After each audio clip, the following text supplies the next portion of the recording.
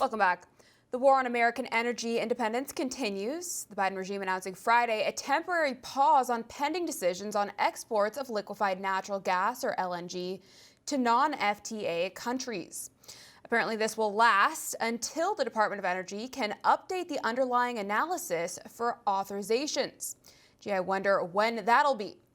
The press release also included this gem, quote, "The current economic and environmental analysis, DOE, uses to underpin its LNG export authorizations are roughly 5 years old and no longer adequately account for considerations like potential energy cost increases for American consumers and manufacturers beyond current authorizations or the latest assessment of the impact of greenhouse gas emissions." Well, gee. Do you really think they care about cost increases for Americans? You do the math. But of course, the mainstream meat puppets and illegitimate government shills already know the talking points for manufacturing consent for this. Mark Morano, founder of ClimateDepot.com and the author of The Great Reset, joins us now. Mark, thanks so much for being with us today. It's great to see you. Thank you, Alison. So Mark, can you break this down for us? What is the real story here? Well, this is the Biden administration liquefied natural gas, which is just basically natural gas, which is cooled for easy transport. This was the reason when Donald Trump was president, we led the world in reducing carbon. If that's your thing, we led the world in reducing carbon dioxide emissions. It shouldn't be that important, but you think the climate activists would praise natural gas. And because we replaced natural gas with coal. Well, now the Biden administration has literally come in and said, we're going to ban the export of this. We're going to start limiting production. And they're trying to blame it on climate impact of natural gas. And no matter what metric you look at, it is the lowest emitting CO2 form of fossil fuel production. And this is all as a way to punish Americans. It's going to affect American jobs, American prices, and it's a separate issue is that when they did this invasion of Ukraine, the Biden administration promised many European allies that we would be exporting our natural gas to them, and this looks like a reneging on that promise as well, because they were left without Russian energy with the Nord Stream pipeline blowing up, and now they're hurting as well, and we were supposed to fill that gap, helping American production, American jobs, the American economy, and exporting our energy, the cleanest environmental standards, best human rights, but instead they're going to be getting it from places. I think Qatar is one of the other places they might be having to turn to. We're one of the top 3 natural gas exporters, and it's going to go to countries with lower environmental standards now. Wow, absolutely incredible. But, I'm not really too shocked that they would, do this once again. It's just this continued effort to destroy everything that we have here. So I want to get your thoughts on what Energy Secretary Granholm had to say on the matter. Let's roll that clip and then we'll come back to you.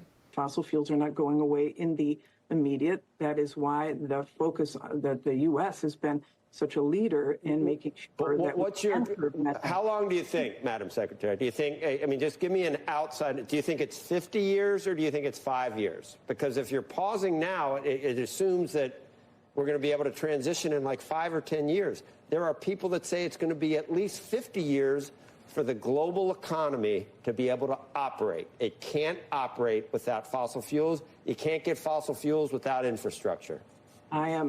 We are working every day at the Department of Energy to reduce greenhouse gas emissions.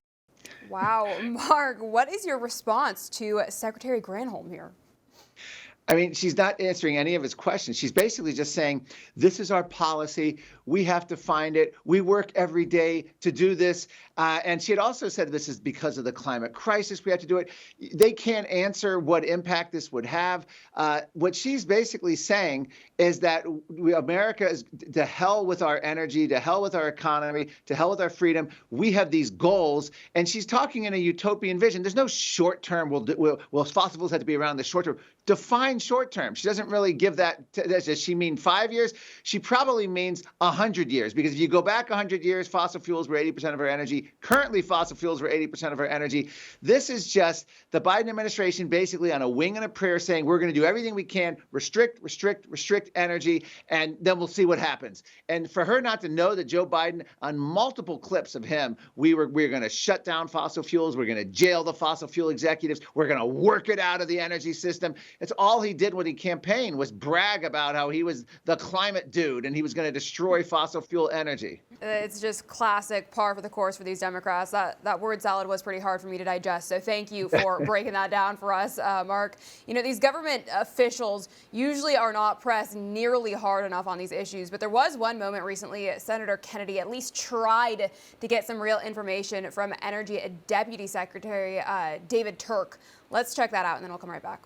Maybe I'm not being clear. If we spent $50 trillion to become carbon neutral by 2050 in the United States of America, how much is that going to reduce world temperatures? This is a global problem, so we need to reduce our emissions, and we need to do everything we can. How much, if we do our part, is it going to reduce world temperatures? So we're 13% of global emissions. You don't know, now. do you? You don't know, do you? You can do the math. We need to. You don't know, do you, Mr. Secretary? So we're 13% of If global you know, emissions. why won't you tell me? If we went to zero, that would be 13%. You don't know, do you? You just want us to spend $50 trillion, and you don't have the slightest idea whether it's going to reduce world temperatures. Gee, Mark, Wow. why can't he seem to answer that pretty basic question? Well, first of all, bravo to Senator Kennedy there. Yeah. Just nailed him.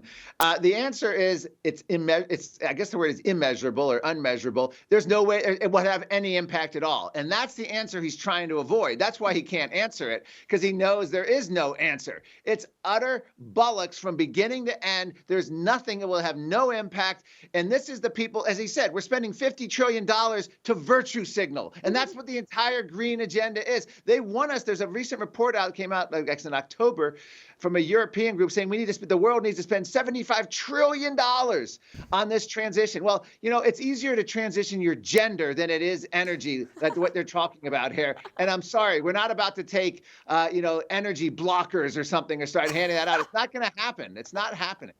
Oh my gosh, that is so well said, Mark. I don't think I could have summarized it any better. Brilliant stuff. I wanted to play another clip for you.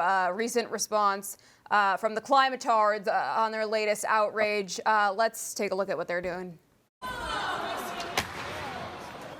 Qu'est-ce qu'il y a important? Qu'est-ce qu'il y a de plus important? L'art, le droit à une alimentation saine et durable. Notre système agricole est malade. Nos agriculteurs meurent au travail. Un Français sur trois. Wow, making a statement by throwing soup on the Mona Lisa. I mean, have these people lost their minds, and better yet, have their minds ever actually functioned properly? Yeah. Well, you know, now I think we should send $75 trillion. Isn't that convincing? What we need to realize when you see these wacky, mostly young activists out there doing this kind of stuff, this is the bidding of Hollywood directors, millionaires and billionaires, and old foundations like the Getty Family Foundation and Rockefellers. This is what the ruling class has decided they want young activists to do. So the ruling class is funding this. They like the message. These are just the stooges out there, and not Mo, Larry, Curly. These are sad sack young people who actually believe this crap about a climate emergency. But remember, these are not just isolated kids who have been they are isolated. They are kids who've been brainwashed, but they are doing the bidding, and they're being paid and organized to spread the message by the billionaires and millionaires who rule our country and have hijacked our institutions, including institutions like Associated Press, which is taking all this foundation money from climate activists and doing reporting. It's called climate activism. It's called climate press releases, paid climate reporting.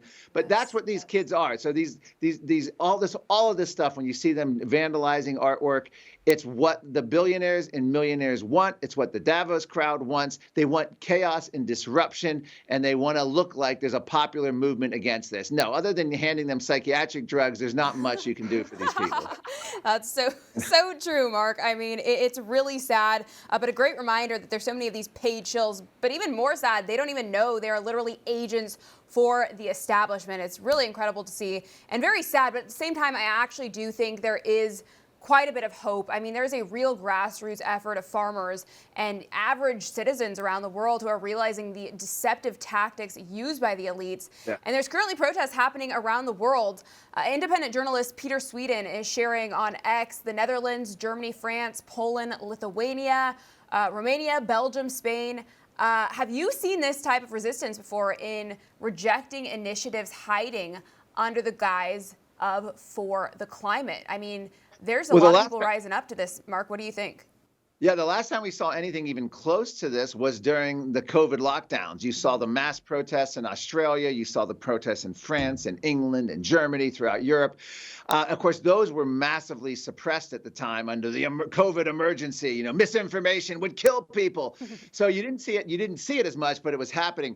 What's happening now from Germany, France, Romania, they're starting now in Australia, Canada.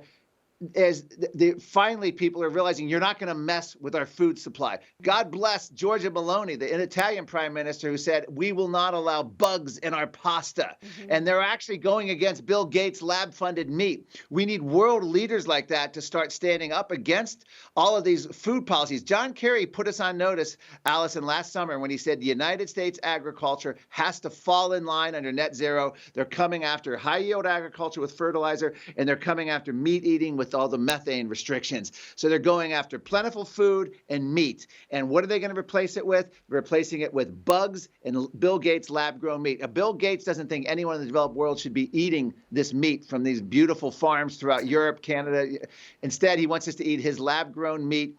And the problem with that is he wants to, basically you don't need farms. They're going to move meat production from farms to laboratories, and it's as disgusting as it sounds. In a petri dish, in a steel vat, festered, no eyes, no bone structure, printed on a 3D printer. That's what this meat looks like. It looks like the old pink slime McDonald's chicken nugget videos you could watch on YouTube. That's how they process this meat. Yeah, it's absolutely vile. I don't even think even the farthest left progressive liberal wants to eat that garbage. And all I know is we have to stand up and rise up in mass to stop this before it actually becomes a reality, because this is where it's headed if we don't fight back against it. It's no wonder why the mainstream media isn't covering any of this, but hopefully people continue to wake up and stand up against the tyranny. Mark Morano, we're all out of time for today, but thank you so much for joining us. Always appreciate you.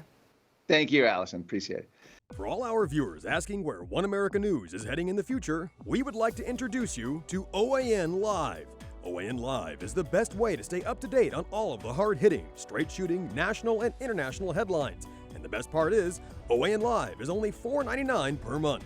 All the credible, honest, unbiased reporting One America News offers at a fraction of the cost of cable. Just go to OANN.com to easily sign up for OAN Live and stay informed.